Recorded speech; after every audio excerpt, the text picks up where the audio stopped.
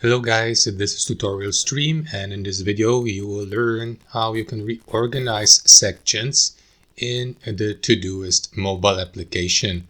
For example, to have a better overview of your tasks and sections in your Todoist account. So let us do it on my Android phone. For example, launch Todoist and navigate to your inbox in the bottom left.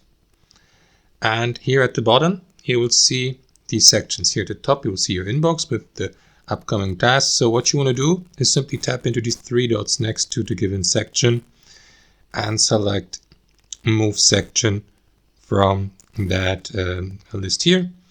And simply move it, for example, to a different location like a project. So let me navigate or move it to my project here. And there you go. As you can see, it has been moved. Let me undo that really quickly. And that's basically it. The other option, guys, would be to simply tap into it and select Reorder. And that is going to give you the opportunity to move these sections here in your inbox by tapping into that handle to the right and by changing their position here in your inbox. So that's it, guys. Hope you enjoyed it, and until next time.